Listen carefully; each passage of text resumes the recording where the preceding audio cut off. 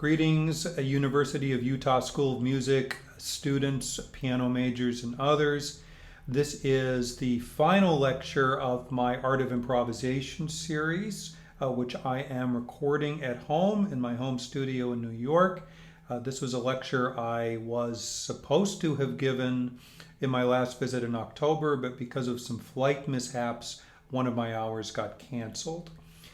So in this final lecture, I'm going to be talking about lecture demo. I'm going to be talking about extended techniques and prepared piano, and a little bit about the art of free improvisation to wrap up.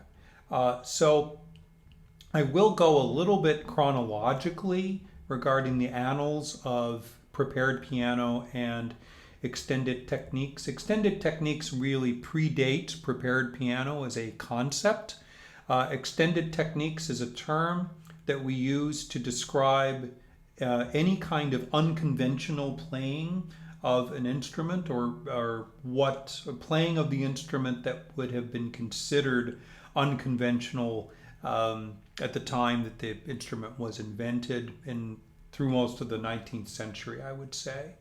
So going to start with one of the godfathers of extended technique, Henry Cowell. And some of you might be familiar with a lot of this, but this is just to be comprehensive and an example of so many kinds of resources that you can use in your own playing, your own compositions, your own improvisations, combined with conventional playing. It doesn't have to, a piece does not have to be entirely extended techniques, of course. So I'm going to start with a piece which maybe some of you know, maybe some of you don't, called the Aeolian Harp by Henry Cowell. It was written in 1923, and it involves, it's rather simple, but it involves strumming chords in the instrument by silently depressing keys and then strumming the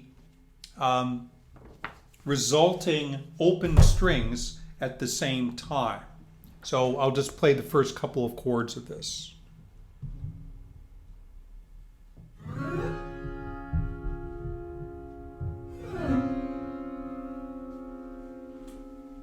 So I don't know how well you heard that. I'm going to play through the whole piece, but then switch to my piano mics. I'm using the speaking mic here in a minute. But the way to do this is you silently depress a chord and then you strum the string. Then you put the pedal down just afterwards, the damper pedal. And then you silently depress the next chord and then lift the pedal just as you are strumming the chord to connect it with the previous chord. So here is the entirety of the Aeolian Harp.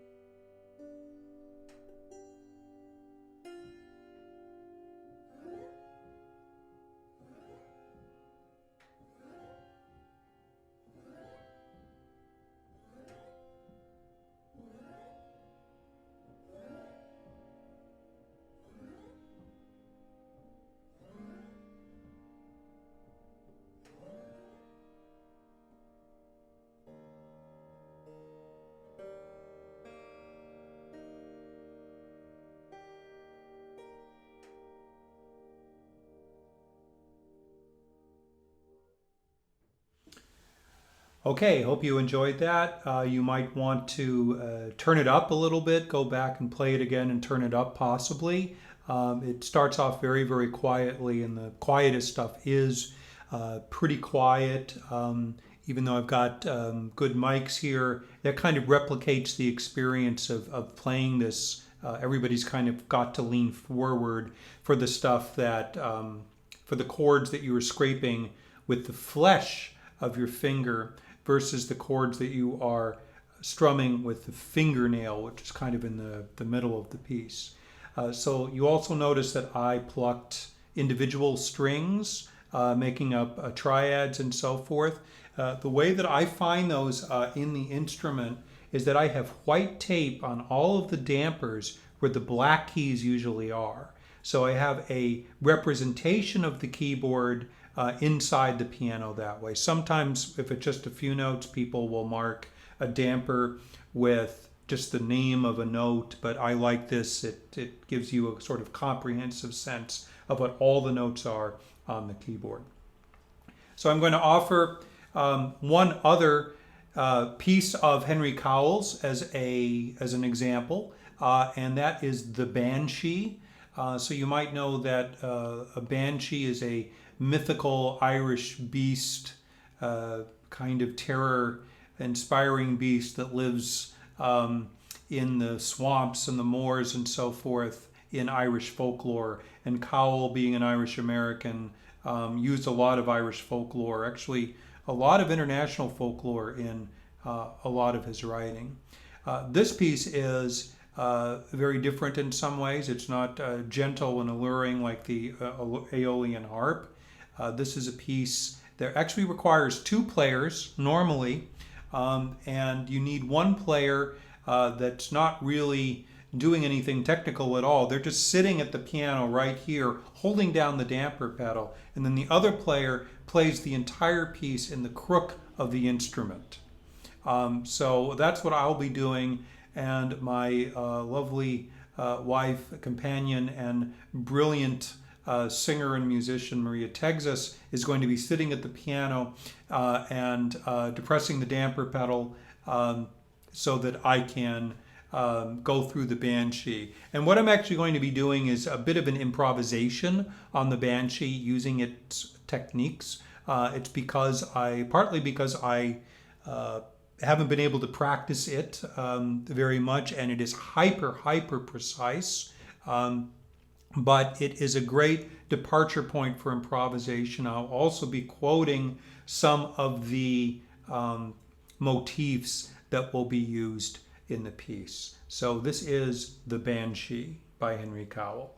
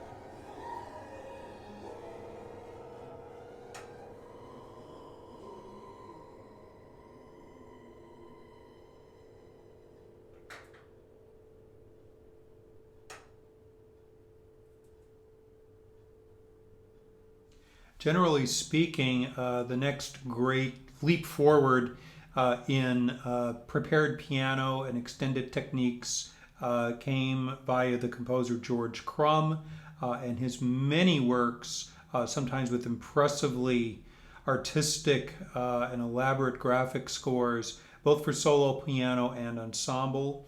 Voice of the Whale for masked players, amplified piano, flute, and cello.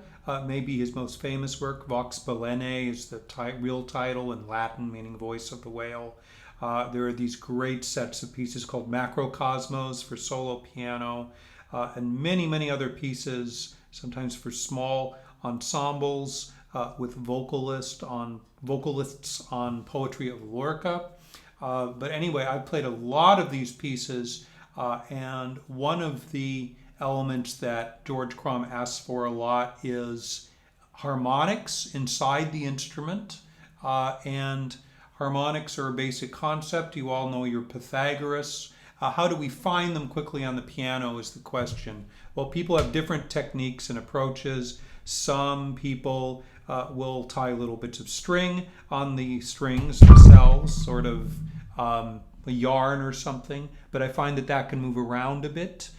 Tape is the same thing. I actually use a bit of crayon, which I find actually quite wonderful because you can see it if it's, say, red, and you can feel a little bit of the wax. Some of the piano technicians in our midst do not like you to do that, and we're in any case wandering into the realm of dealing with changes to the instrument that piano technicians may not like at all. So one has to be wary of that, of course. But anyway, I can do anything I want to my instrument, and I have. So just to sort of go through the harmonics, here are some first partial harmonics halfway down the string. There's the ordinary string, and I just touch it at the node, and I get an octave above, and then the same string, this is a G2, same string gives us the D above, the fifth above, of course.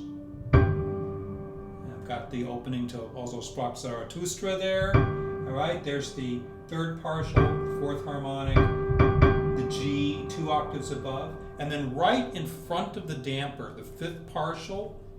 I usually don't have to mark that. If you just play the harmonic just above any of the dampers, you can find the fifth partial harmonic.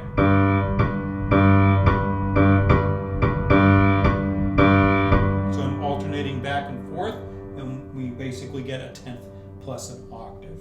And it can be fun to improvise with a combination of normale playing and harmonics in this realm.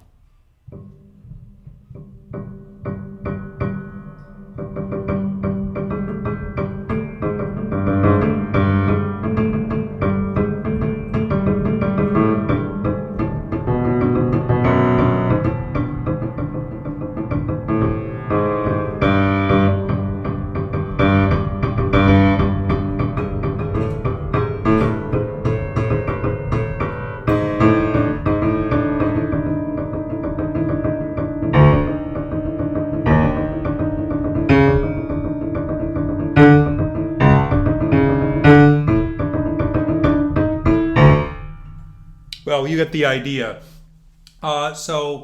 Just especially alternating between normale notes and harmonic notes and sort of sliding between them and just using a few pitches, that can be an awful lot of fun, of course. Another big element is just simply muting the notes themselves with the damper pedal down.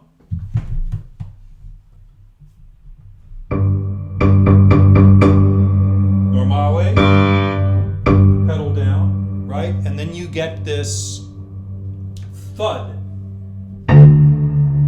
resounding through the instrument. And I'm sure all of you have done that before. You can improvise with the instrument like that, or write something by trying to place a palm over a sort of group of notes. But what can actually be quite useful is weather stripping, sort of pasted onto the low strings of the piano. So I'm going to show you that in a moment. Okay, so this is Mortite, weather stripping, and caulking cord. I don't know how well you'll be able to see that. But I find it extremely useful. So if I open this up, extremely useful that is for muting strings. And you see a spool of this kind of clay weather stripping. And you can unspool it. I have a sort of bunch left over here, so it's a little bit messy right now.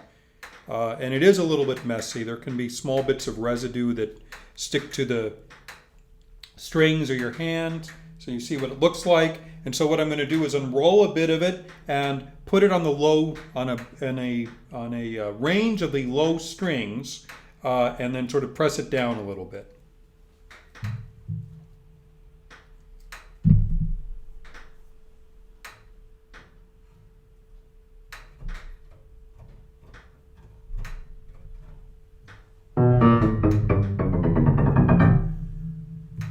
So as you can see now, I've got a very sort of consistent sound on the low end of the instrument.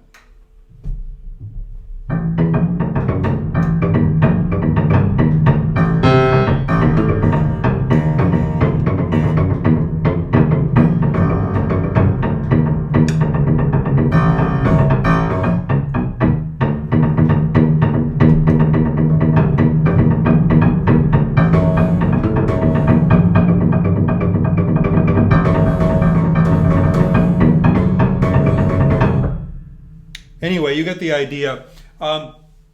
It can be after a little while, the Mortite comes up a little bit and buzzes a little bit. You saw me pressing it back down, so it's not quite a perfect system, but it's the best that I found so far for this. Just sort of, I was just improvising purely percussively on a group of notes at the bottom of the instrument, and we basically all become pure percussionists that way. So that's the joy of Mortite and muting a group of strings at the bottom of the instrument. Okay, so one more famous feature of Crumb's extended techniques is the famous chisel. So this is a chisel with a beveled end. He asks you to use it in several pieces, including Voice of the Whale, to create the so-called seagull effect that is really most idiomatic on the cello. The cello does that in this piece, but I think cellists have probably been doing it for centuries before that as a little special effect. But in any case, all you do is put the chisel, press down on any string, and just slide it one direction and then the other direction while repeating a note with the pedal down, and then you hear two pitches, one getting higher and higher, one pitch getting lower and lower with some portamento. Again, kind of obviously, because you're creating, as one part of the string is getting shorter and shorter, that pitch is going up, and the resulting part of the string is getting longer, that pitch is going down. So this is the way the effect works.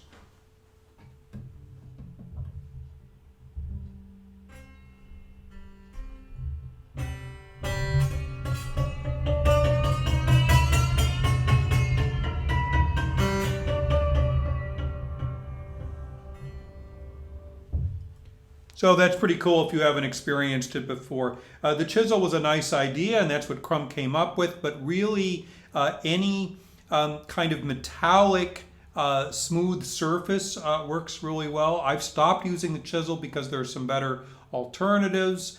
Shot glasses are nice sometimes.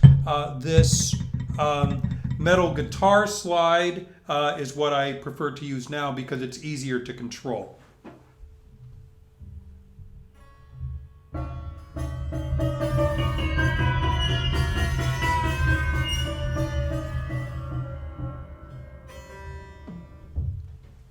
So I think you might be able to hear you can get a richer harmonic content from that without having to aim the beveled side of the chisel directly at the piano. So if you do play any crumb pieces where you ask for a chisel, try a small glass, a shot glass, a drinking glass, or something like this, a guitar slide, and I think you'll like the results more. Leaving crumb for the moment and then going on into some other realms, just basically kind of going through a few of my toys right now, well, at least one in any case. We have a stringed instrument here that we're playing, right? But we never bow it, au contraire. We can bow it, not with a great deal of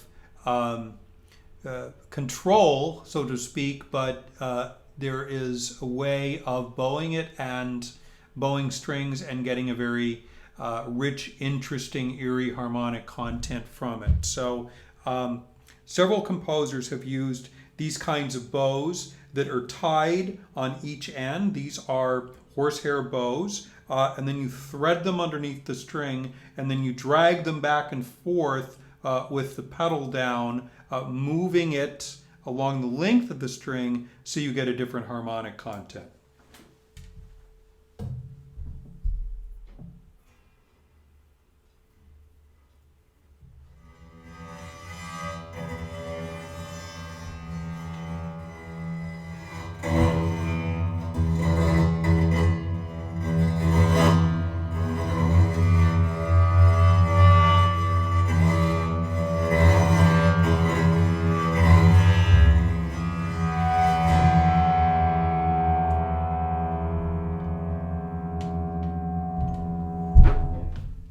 What can be fun is to very dramatically draw the whole thing out, and then you get quite a nice crescendo at the end. But sometimes I was going back and forth along the string. I was always moving it a little bit up and down the string, sometimes dragging it along the string back and forth. In any case, ask your string player friends about this. They should be able to help you out. Okay, and of course, how can we leave out John Cage? His utter masterpiece for piano, sonatas and interludes for prepared piano, which I played several times and which I've done as studio projects several times.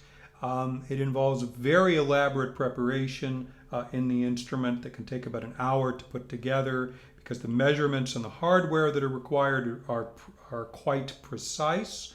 And he asks for an array of metal and rubber objects mostly. Rubber will mute things. Obviously, metal will create something clangorous. Well, I'm going to create an approximation of that, but I want to add something to it that has not gained a lot of fame or currency yet, but I think it's really quite remarkable. I've been playing a piece for years now by an Egyptian composer named Riyad Abdelgawad, and it's called Funeral Ceremony at the Pyramid of Menkaure. Menkaure is the smallest and most elaborate of the three pyramids at Giza in Egypt. And what Riyad, who is also a violinist, used in the instrument instead of erasers and regular mutes, are violin and cello torte mutes, which I have in my hand here.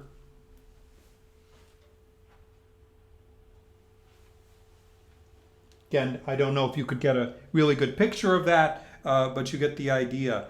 They have little folds on them that allow them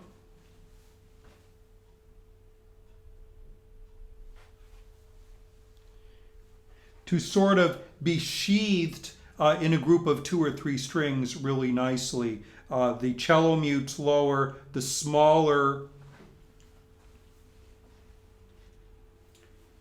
violin mutes can be in the higher strings. So I'm going to create something here, just a quick piano preparation. I'm going to put the cello torte mute on one of the low strings in different harmonic regions that I found, and then put the violin mutes on higher strings, and then add 1 pair of screws on the highest string.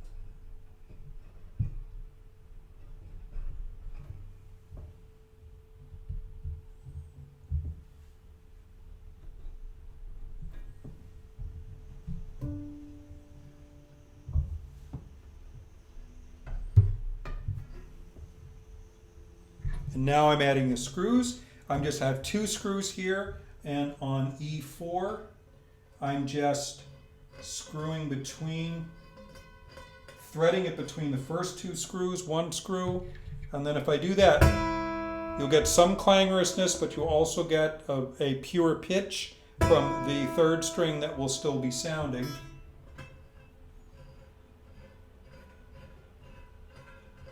But if I add a 2nd screw between the 2nd and 3rd string, then you just get the clangorous sound and no pitch because all of the strings have been dampened. And as I move them around, the pitches are different. So now I've got the violin and cello torque mutes on a low array of strings I'll be using, and then a pair of screws on the top string.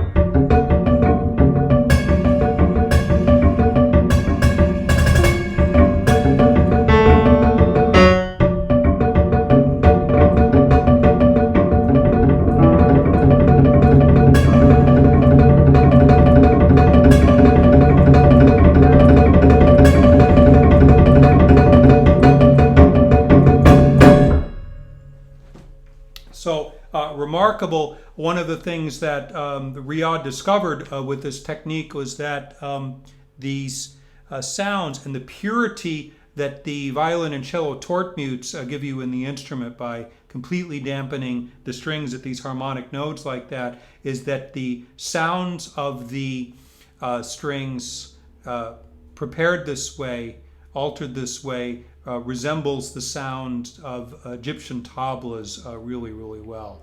Anyway, I recommend you have fun experimenting with that as well.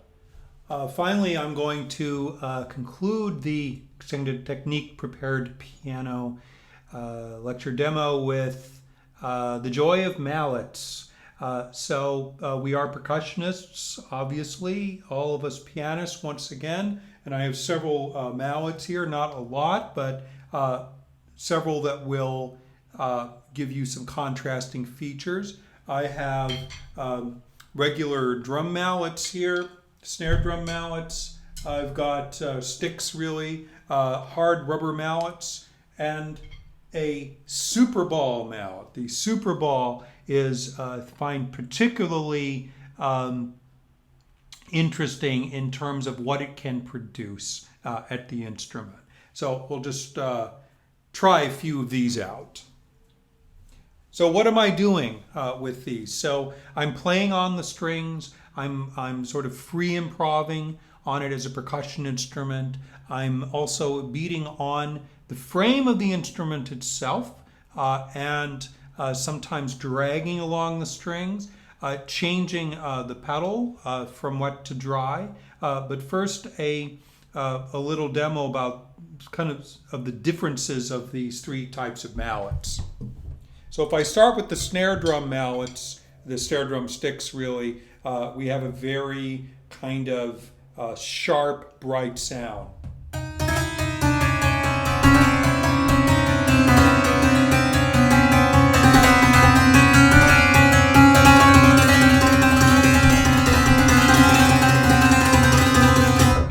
If you know any rudiments or can do a bit of a roll like that, that can be really nice just by letting the hands bounce. If I do the same thing with the rubber mallets,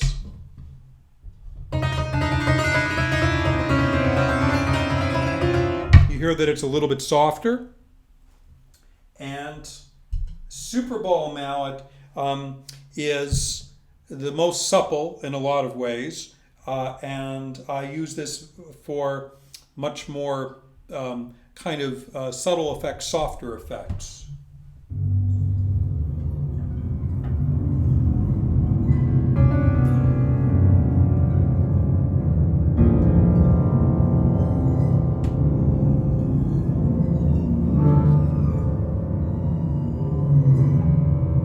Particularly dragging along the lower wound strings, which gives a similar effect to the banshee.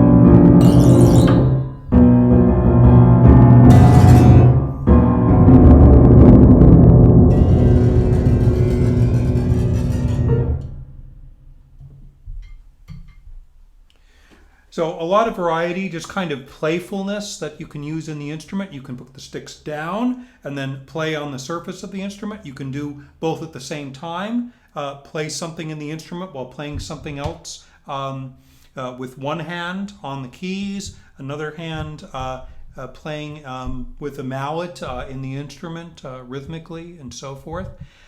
So I hope you've enjoyed all of this fun prepared piano stuff and extended technique oriented play and demonstrations that I have had a great pleasure of offering you today. Thank you.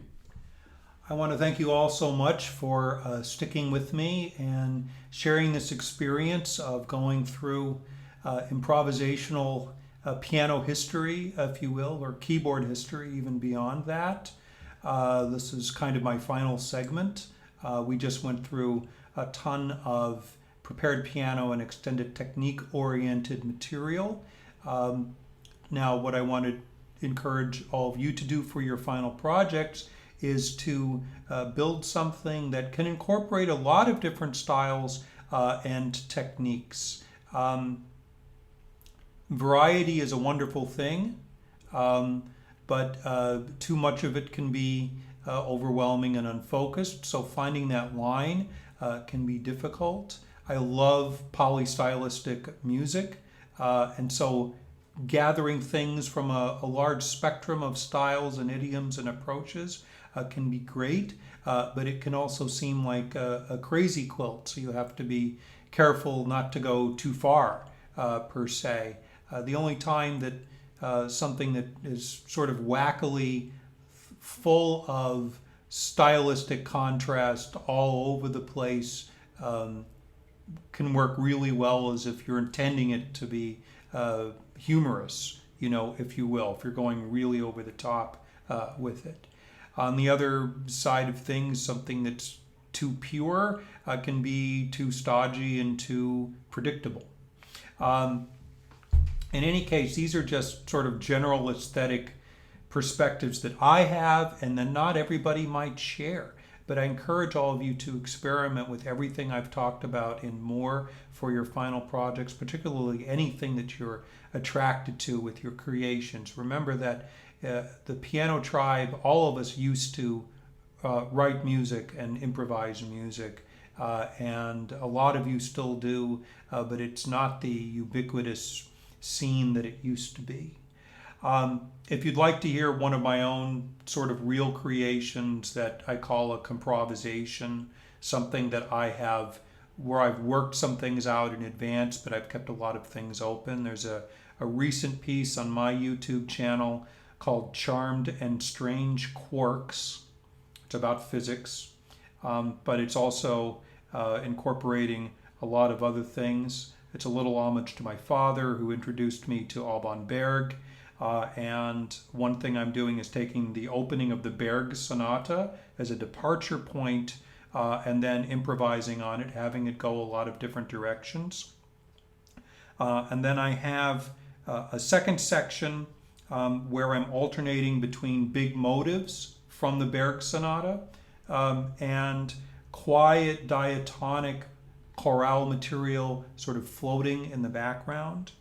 And then I have a section where I'm playing very fast arpeggios in the right hand while playing a slower melody in the left hand with variations.